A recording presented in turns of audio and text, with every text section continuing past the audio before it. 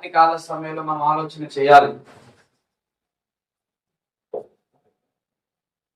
ఆలోచన చేస్తుంటే నాకు చాలా పశ్చాత్తాపం చేస్తుంది. అందరూ ఎన్ని విధాలుగా మాట్లాడుకున్న మాత్రం దేవుడు ముందుకు తీసుకుని పోతూనే ఉన్నాడు. హల్లెలూయా. దేవుడు నడిపించబోతున్న దేవుడు ఆయన. అందుకనే మనం ఎవరి వైపు చూడాలి? యేసు వైపు. మనం దేవుని వైపు మాత్రమే చూడాలి. నువ్వు దేవుని వైపు ఎంతసేపు అయితే చూస్తావో అంత నువ్వు ముందుకు నడుస్తానే ఉంటావు. హల్లెలూయా. నీ నడక ఆగదు. హల్లెలూయా. నీ పరుగు ఆగదు, నీ ప్రయాణం ఆగదు. నువ్వు ఎప్పుడైతే మనమైతే యేసు వైపు చూస్తూ ఉంటామో మన ప్రయాణము ఆగని ఆగదు.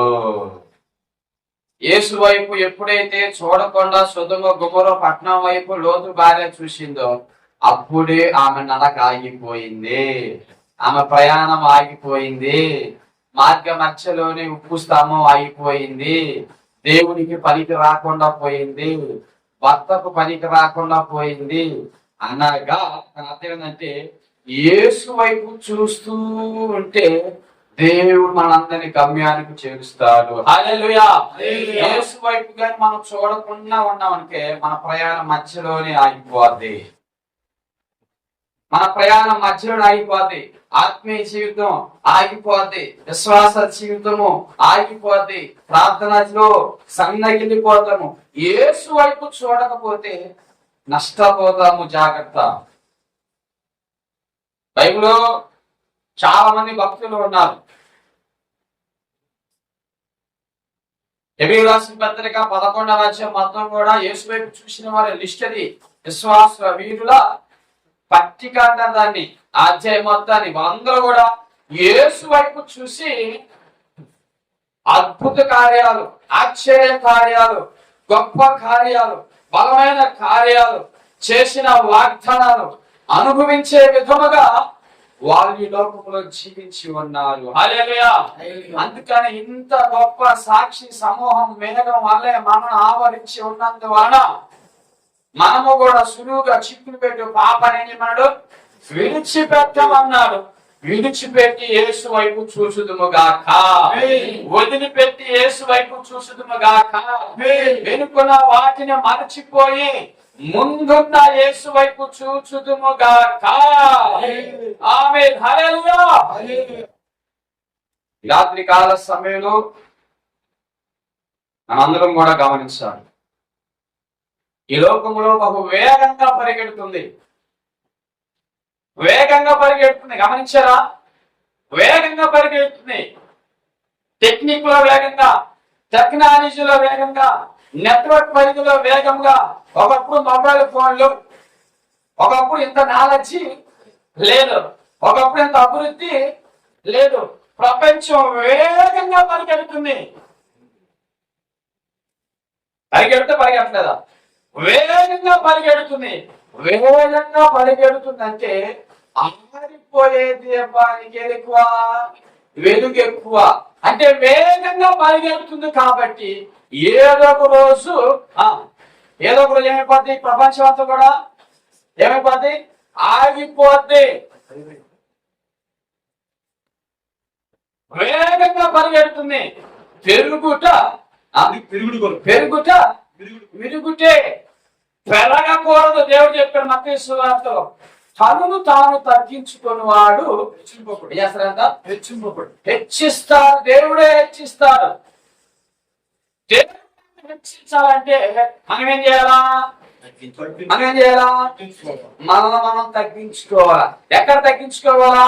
దేవుడు దగ్గరకు వచ్చిన తర్వాత, రక్షించబడిన తర్వాత, మారు మనసు పొందిన తర్వాత, బాప్తిస్మ అనుభవం పొందుకున్న తర్వాత, పరిశుద్ధాత్మను పొందుకున్న తర్వాత తగ్గించుకొని జీవించాలా. అందుకే చెప్పాడు మత్తయి సువార్త 5వ అధ్యాయం, మత్తయి సువార్త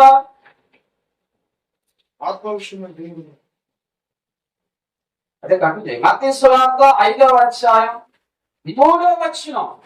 ఆత్మ విషయమై దీనులైన వారు, ఆత్మ విషయమై దీనులైన వారు ధన్యులు.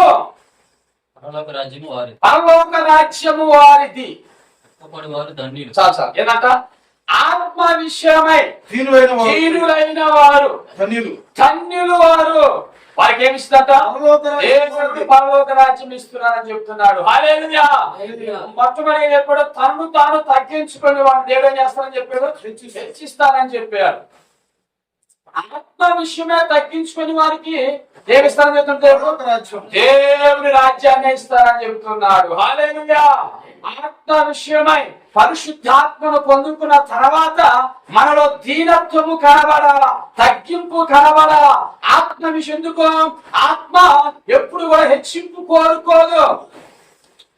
ఎందుకంటే పరిశుద్ధాత్మ దేవుడు ఎప్పుడు కూడా పరాయి మాటలు, హెచ్చింపు మాటలు, హెచ్చించుకునే మాటలు ఎప్పుడు కూడా కోరుకోడు. తగ్గుండు, శాంతంగా ఉండు, సమాధానంగా ఉండు, ఓర్చుకో, సహించుకో. ఒక చెంప కొడితే రెండే చెంప చూపి నువ్వు పాపము చేస్తే పాపాన్ని ఒప్పుకునే విధముగా పరిశుద్ధాత్మ దేవుడు మనలో పని చేస్తాడు. కానీ ఎప్పుడు కూడా హెచ్చింపును కోరుకోదు. హల్లెలూయా. ఎప్పుడు కూడా హెచ్చింపును కోరుకోదు. కనుకనే ఆత్మ విషయమై దీనులైన వారు పరిశుద్ధాత్మను పొందుకున్న తర్వాత, దేవుని ఆత్మను పొందుకున్న తర్వాత మనలో పరిశుద్ధాత్మ దేవుడు దుఃఖపడతాడేమో, బాధపడతాడేమో, అనరాని మాట్లాడితే దుఃఖపడతాడేమో, బాధపడతాడేమో, ఓర్చుకుందాం, సహించుకుందాం, ఓర్చుకుందాం, తగ్గించుకుందాం. ఇంకెందుకని చెప్పి వాడు దీనులైపోతాడు. ఆ పరిశుద్ధాత్మ దేవుడు లేకపోతే గర్వము, అతిశయము, డంబము, బడాయి, హెచ్చింపు అనేకంగా వాడు ఏకానికి శరీర సంబంధిగా మార్చబడతాడు. కాబట్టి వాడు సింహాసనాన్నే కోరుకుంటాడు. వాడు సింహాసనాన్నే కోరుకుంటాడు.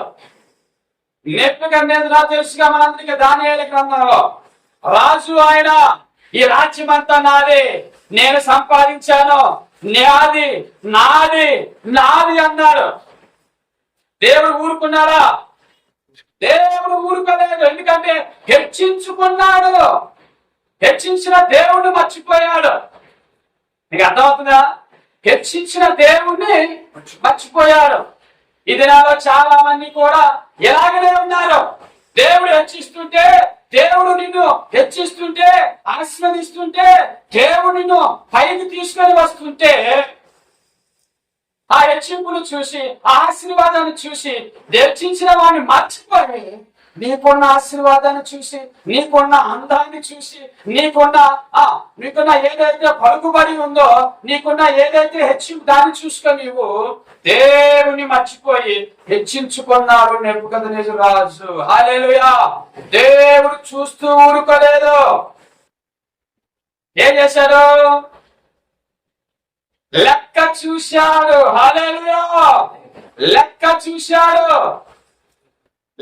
చూశాడు అంటే అర్థం ఏంటి? ఆయనకు ఒక సమయం ఉంది. ఆయన లెక్క చూసే సమయం ఉంది. ఉందా లేదా? లెక్క చూసే సమయం ఉంది. ప్రసంగి గ్రంథం 3వ అధ్యాయంలో ప్రతిదానికి ఒక సమయం ఉంది. హెచ్చించుకున్నవాడు ఏదో ఒక రోజు పడిపోవటం గ్యారెంటీ. హెచ్చించుకున్నవాడు ఏదో ఒక రోజు సింహాసనం దిగిపోవటం గ్యారెంటీ. బరాయి మాటలు మాట్లాడేవాడు ఏదో ఒక రోజు అవమానపరచబట్టం గ్యారెంటీ, ఖాయము. దేవుడు ఒప్పుకోడు. నువ్వు తగ్గించుకొని ఉండాలా. ఇలా తగ్గింపు లేదు. అన్ని కూడా కథ అన్ని అవగానే వెతికా నాలాంటి వాడు లేడని చెప్పి నెబుకద్నెజరు లాగా వెర్ర మిగుతున్నారు, గర్విస్తూ ఉన్నారు. జాగ్రత్త. ఒకవేళ మనుషుల్లో నుంచి నువ్వు తప్పించుకోవచ్చేమో, కానీ దేవుడి చేతిలో నుంచి నువ్వు తప్పించుకోలేవు. హల్లెలూయా. దేవుడి చేతిలో నుంచి తప్పించుకోలేవు. నెబుకద్నెజరు రాజు తప్పించుకోలేదు. ఎప్పుడు దాకా? లెక్క చూసిందాకే. నీ అతిశయం, నీ దమ్మం, నీ బడాయి లెక్క చూసిందాకే. లెక్క పూర్తి కాగానే దేవుడు నీ పని పడతాడు. హల్లెలూయా. లెక్క చూడాలా. అంతే కదమ్మా. లెక్క చూస్తేనే మా బాయికి ఎంత ఉందో తెలిసేది. వెంకాయ పట్నం కొట్టుకాడ వచ్చిందా? లెక్క చూస్తేనే తెలిసేది ఎంత ఉందనే సంగతి. లెక్క చూసిందాక ఏం జరిగింది? మనకేం అనిపించదు. ఏమనిపిస్తుందమ్మా? లెక్క చూసిన మనకేం తీసుకుంటానే ఉంటాం, చేస్తానే ఉంటాం, జరుగుతానే ఉంటాం. ఎప్పుడైతే నెప్పుడని లెక్క చూశాడో, త్రాసులో పెట్టి చూశాడో ఏమైపోయిందిక? తేలికైపోయాడు. దేవుని దృష్టిలో తేలికైపోయాడు. ఎవరైతే హెచ్చించుకుంటాడో, ఎవరైతే తనను తాను గనపరుచుకుంటాడో తేలికైపోయే రోజు ఒక రోజు రాబోతుంది. హల్లెలూయా! నిన్ను తేలిక చేయబోతున్నాడు, మనుషులు కాదు. దేవుడే తేలిక చేయబోతున్నాడు. దేవుడే తేలిక చేయబోతున్నాడు. దేవుడే తేలిక చేస్తే గాలి కొట్టగానే ఏమి పడంతా కొట్టుకొని పోద్ది. దేవుడిని తేలిక చేస్తున్నాడుగా నిన్ను ఒట్టి వాణిగా మిగల్చబోతున్నాడు దేవుడు ఆయన. హల్లెలూయా! చేతగాని వాణిగా చేయబోతున్నాడు దేవుడు ఆయన. నీకు వల్ల కాని వాణిగా చేయబోతున్నాడు. అయితే లెక్క చూసిందాక మనం ఓర్చుకోవాలా. లెక్క చూసిందాక ఏం చేయాలా? ఓర్చుకోవాలా. లెక్క చూశాడనుకో, ఆ లెక్కలో, ఆ త్రాసులో తేలికైపోయాడా, ఇక వాడిని ఎవడు కూడా వాడిని ఇక కాపాడలేడు. ఎవడు వాడిని కాపాడలేక అన్నిటికంటే ప్రమాదకరమైనది హెచ్చింపు. ఇది ప్రాముఖ్యంగా ఈ దినాల్లో ఆత్మీయుల్లోనే కనబడుతున్నది. ఇది చాలా ప్రమాదకరమైనది.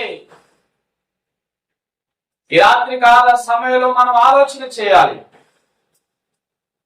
ఆత్మ విషయమై దీనులైన వారు ధన్యులు.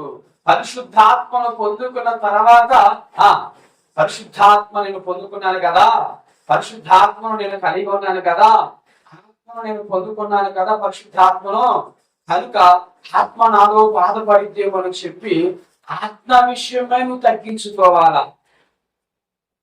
దేవుని ఆత్మ విషయమే నువ్వు తగ్గించుకోవాలి. ఎందుకో? బాధపడతాడేమో, వేదన చెందుతాడేమో, కన్నీరు కారుస్తాడేమో, దుఃఖిస్తాడేమో అని చెప్పి నువ్వు పరిశుద్ధాత్మను పొందుకున్నావు కాబట్టి నీలో ఉన్న పరిశుద్ధాత్మను బట్టి నీవు తగ్గించుకుందువు గాక. హల్లెలూయా! దీనువైపోదు గాక. హల్లెలూయా! చెప్పాడు. చెప్పాడు ఆత్మ విషయమై దీనులైన వారు ధన్యులు, పరలోక రాజ్యం వారిది. ఎవరంట? ఎవరైతే ఆత్మ విషయంలో తగ్గించుకుంటారో వారిదే పరలోక రాజ్యము. హల్లెలూయా! వారికి దేవుడు పరలోక రాజ్యం ఇవ్వబోతున్నాడు. నాకు వ్యతిరేకంగా లేచిన ఏ ఆయుధము వర్తిల్లని చెప్పాడు దేవుడు.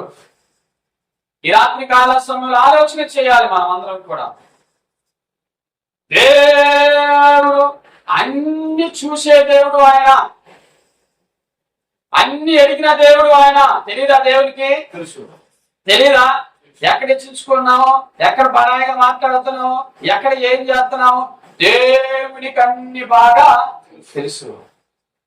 139వ కీర్తనలోకి వెళితే అసలు ఆయన ఏం చేస్తానో చూద్దాం.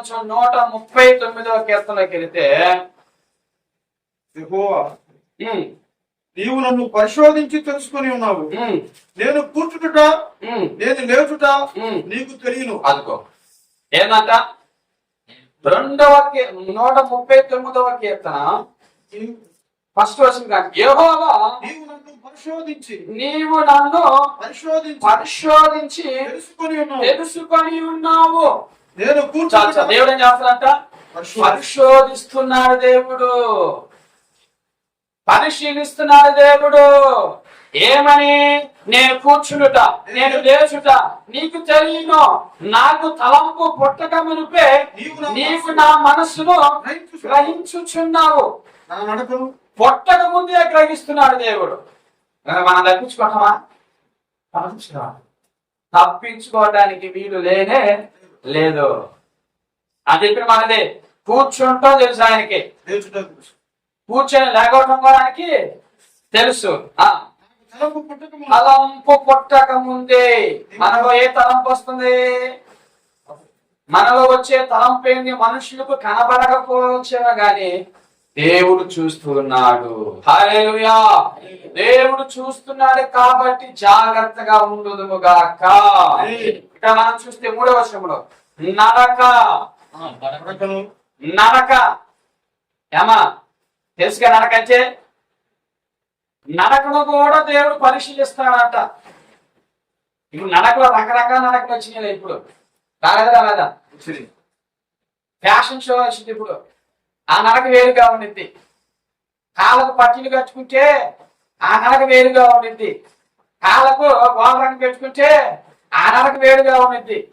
అమ్మా కాళ్ళకే పెట్టుకుంటాం ఏంటి ఏదమ్మా మెట్లు కాదు, పచ్చీలు కాదు, గోమరం కాదు, గోరింటాకు పెట్టుకుని ఇంకా బ్రహ్మాన్ని ఉండేది నరక. అందరూ చూపిస్తాం ఎంత వెనక బాధ కాలు చూడాలి కదా. ఆ నరక వెంబడిగా ఉండింది. నువ్వెన్ని నరకలు కలిసినా దేవుడు చూస్తూ ఉన్నాడు. ఎన్ని నరకలు రకరకాల నరకలు ఉన్నాయి అనియా రకరకాల నరకలు ఉన్నాయి. ఆ నరకలన్నీ కూడా చూసే దేవుడు ఉన్నాడు, పరిశీలిస్తున్నాడు ఆయన. తర్వాత నా చర్యలన్నింటినీ నా పడక నీవు పరిశీలన చేస్తున్నావు. నా చర్యలన్నింటినీ నా చర్యలన్నిటికంటే నువ్వు ఉదయం లేచిన 6 గంటల కానించి సాయంత్రము మనము విశ్రాంతి తీసుకునేదాకా మన క్రియలన్నీ మన చర్యలన్నీ కూడా దేవుడు తెలుసుకొని ఉన్నాడు. తెలుసుకునటం కాదు, అక్కడ బాగుగా తెలుసుకుంటున్నాడు. హల్లెలూయా. బాగుగా తెలుసుకుంటున్నాడు. అంటే బాగా చూస్తున్నాడు అర్థం. బాగా చూస్తున్నాడు. ఆయన కంటికి కనిపించండి, చెవికి వినిపించండి. ఆయన కంటి ఈ లోకంలో ఏది కూడా లేదు. కానీ ఉజ్జియా అనే ఒక ఆయన ఉన్నాడు కదా దినవృత్తాంతం గ్రంథంలో. ఆయనంట తన మనస్సును గర్వించాడు అంట. చూడండి దినవృత్తాంతం గ్రంథం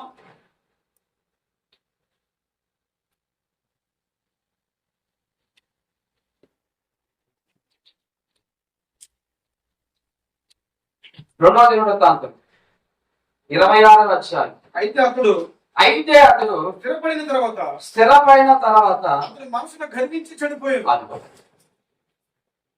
ఉందా లేదా?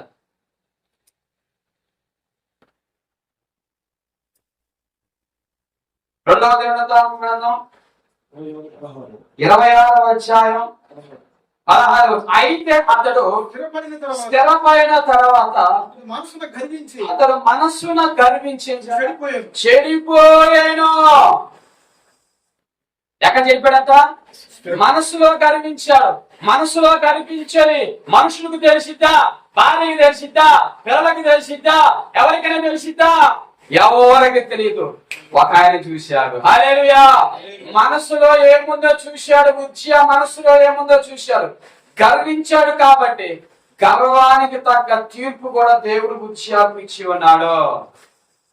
ఈ దినాల్లో కూడా మనసులో గర్వించేది మనసులో ఏముంది ఒకవేళ మనుషులకి కనబడకపోవచ్చేమో కానీ నీ మనసులో ఏముంది దేవుడు బాహుగా పరిశీలిస్తూ ఉన్నాడు, బాహుగా చూస్తూ ఉన్నాడు ఆయన.